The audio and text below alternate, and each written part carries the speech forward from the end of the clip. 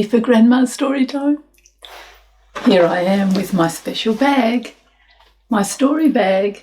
It's my bag with purple circles and golden elephants and blue circles with golden elephants and red circles. And we know who lives inside. Come out, Peter. Are you coming? You are? Okay. There he is. Oh, you're happy to be back? Oh, you're very happy that Peter and Mollie and Chinky got the wishing chair back. I wonder what adventure they will have next. Oh, is there a note in here? Oh, it's your rules. You said Peter and Mollie and Chinky have to remember the rules. Is that right? What are the rules? The rules are put on your glasses, Grandma. That's the rules. Put them on. Thank you for helping me. The rules are have fun. Do Peter and Mollie like to have fun? Okay. Be safe. If it's not safe, they get a bit scared and they change it. That's right.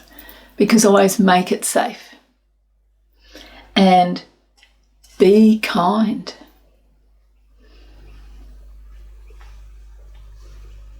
Oh, be kind to yourself. Be kind to people around you. And be kind to everything around you. Be kind to the wishing chair. You only need 3 rules, so you have to check. Is it going to be fun? Is it going to be safe? And is it going to be kind? Okay, thank you for reminding us. Okay, let's get out the book. Okay, remember the name of the book? It's called The Wishing Chair Again. And this time, we're up to chapter 7. Okay, bye-bye. You wonder what they'll have for their next adventure. And guess what chapter 7 is called? It's called Off on Another Adventure. For a whole week, the children watched and waited for the wishing chair to grow its wings again. It didn't sprout them at all. The wings vanished as soon as it arrived safely back in the playroom. I hope its magic isn't getting less, said Mollie one day as they sat in the playroom playing Ludo together. It was their favourite game. They always laughed at Chinky because he made such a fuss when he didn't get home before they did. Have you ever played Ludo? I used to play it when I was a kid. As they sat playing together, they felt a welcome draft. Oh, lovely, a breeze at last, said Mollie thankfully. I do really think this is just about the hottest day we've had these holidays. The wind must have got up a bit at last, said Peter. Blow, wind, blow. You are making us lovely and cool. It's funny that the leaves on the tree aren't moving though, isn't it? Said Chinky. Mollie looked out of the open door at the trees in the garden. They were perfectly still. But there isn't a breeze, she said. And all of a sudden the thought struck her. She looked around at the wishing chair, which was standing just behind them. Look, she cried. How silly we are. It isn't the wind. It's the wishing chair. It's grown its wings again. They are flapping like anything. So they were. The children and Chinky sprang up in delight. Good. We could just do with a lovely adventure. A lovely cool ride in the air today. Wishing chair, we are very pleased with you, said Chinky. The wishing chair flapped its wings very strongly again and gave a creak. And then Chinky noticed something. I say, look, it's grown 3 wings instead of 4. What happened? It's never done that before. They all stared at the chair. One of its front legs hadn't grown a wing. It looked rather queer without it. Chinky looked at the chair rather doubtfully. Do you think it can fly with only 3 wings? He said. This is a rather peculiar thing to happen, really. I wonder if we ought to fly off in the chair if it's only got 3 wings instead of 4. Oh, I don't see why not, said Mollie. After all, an aeroplane can fly with 3 engines if the 4th one stops. The chair gave a little hop in the air, as if to say it could fly perfectly well. Oh, come along, said Chinky. We'll try. I'm sure it will be all right. But I wish I knew what to do to get the 4th wing to grow. Something has gone wrong, it's plain. They got into the chair, Chinky, as usual, sitting on the back, holding on to their shoulders, and the chair flew to the door. Wherever shall we go? Said Chinky. Well, we never did get to the land of goodness knows where, after all, said Mollie. Shall we try to get there again? We know it's a good way, so it should be a nice long flight, very cool and windy high up in the air. We may as well, said Chinky. Fly to the land of goodness knows where, Chair. We saw it on the map. It's due east from here, straight to where the sun rises. You go over the tip-top mountains, past the crazy valley, and then down by the zigzag coast.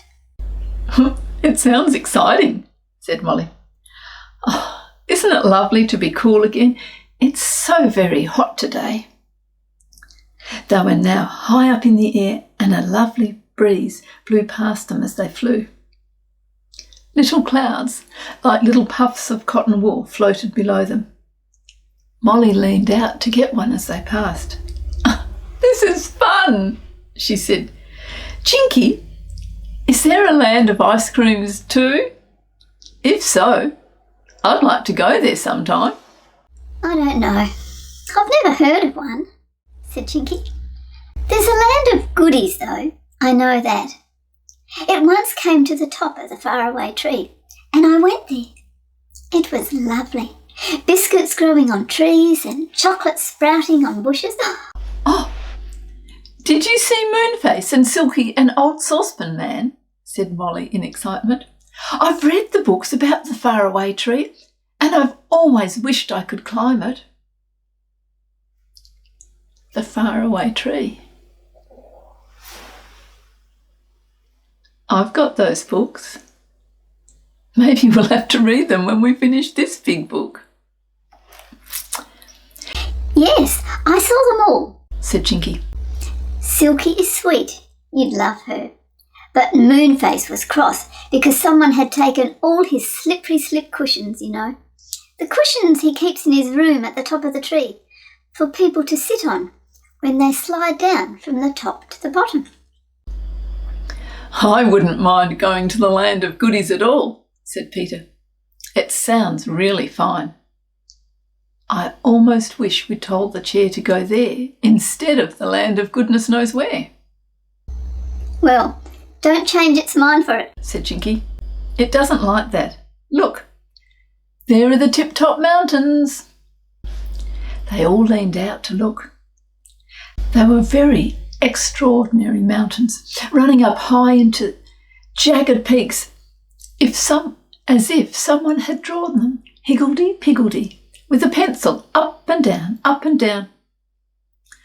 On they went through a little batch of clouds, but Mollie didn't try to catch any of these, because just in time she saw that the baby elves were fast asleep in them, one in each cloud. Do you think you'd go to sleep if you were on a soft cloud? They make good cradles for a hot day like this, explained Chinky. After a while, Mollie noticed that Chinky was leaning rather hard on her shoulder, and that Peter seemed to be leaning against her too. She pushed them back. "Don't lean so heavily on me," she said. "We don't mean to," said Peter, "but we seem to be leaning that way all the time. I try not to." "Why are we, I wonder?" said Chinky. And he gave a little cry. "Why? It's the chair all on one side. No wonder Peter and I keep going over to you, Mollie. Look, it's tipped sideways." "What's the matter with it?" said Mollie. She tried to shake the chair upright by swinging herself about in it, but always overbalanced to the left side as soon as she stopped swinging to and fro. They all looked in alarm at each other as the chair began to tip more and more to one side. It was very difficult to sit in it when it tipped like that. "It's because it's only got 3 wings," said Chinky. "Of course, that's it. The one wing on this side is tired out, so the chair is flying with only 2 wings really, and it's tipping over. It will soon be on its side in the air." "Gracious! Then for goodness sake, let's go down to the ground," said Mollie in alarm. "We don't want to fall out." "Go to the ground, chair," commanded Peter, feeling the chair go over to one side even more. He looked over the side. The one wing there had already stopped flapping. The chair was using only 2 wings, and they would be tired out soon too. The chair flew heavily down to the ground and landed with a bump. Its wings stopped flapping and hung limp. It creaked dolefully. It was quite exhausted, that was plain. "We shouldn't have flown off on it when it only had 3 wings," said Chinky. "It was wrong of us. After all, Mollie and Peter, you have grown bigger since the last holidays, and you must be heavier. The chair can't possibly take the 3 of us unless it has all 4 wings." They stood and looked at the poor, tired wishing chair. "What are we going to do?" said Peter. "Well, we must try to find out where we are first," said Chinky, looking around. "And then we must ask if there is a witch or a wizard or a magician anywhere that can give us something to make the chair grow its 4th wing. Then we'd better take it straight home for a rest." "Look," said Mollie, pointing to a nearby signpost. "It says, 'To the village of Slippery's.' Do you know that village, Chinky?" "No," said Chinky. "but I've heard of it. The people there aren't very nice. Slippery as eels. Can't trust them or believe a word they say. I don't think we'll go that way." He went to look at the other arm on the signpost and came back looking very pleased. "It says Dame Quickfingers," he said. "She's my great aunt. She'll help us all right. She'll be sure to know a spell for growing wings. She keeps a pack of flying dogs, you know, because of the Slipperies. They simply fly after them when they come to steal her chickens and ducks." "Goodness, I'd love to see flying dogs," said Mollie. "Where does this aunt of yours live?" "Just down the road, round the corner, and by a big rowan tree," said Chinky. "She's really nice. I dare say she'd ask you in for tea if we're as polite as possible. She loves good manners." "Well, you go and ask her if she knows how to grow extra wing on a chair," said Mollie. "We'd better stay here with the chair, I think, in case someone thinks of stealing it again. We can easily bring it along to your aunt's cottage if she's in. We won't carry it all the way there, just in case she's not. Righto, I'll go, said Chinky. I won't be long. You just sit here in the chair till I come back. And don't you let anyone steal it. He ran off down the road and disappeared around a corner. Mollie and Peter sat down in the chair to wait. The chair creaked. It sounded very tired indeed. Mollie patted its arms. You'll soon be all right once you have a fourth wing, she said. Cheer up.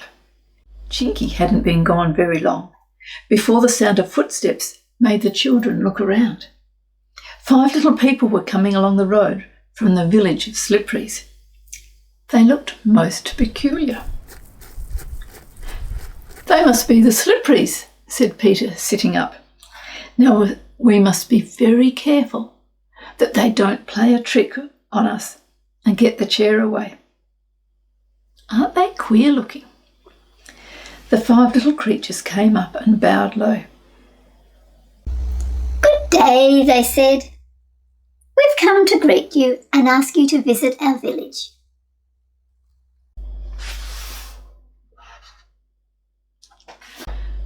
And that's the end of the chapter. Chapter 7.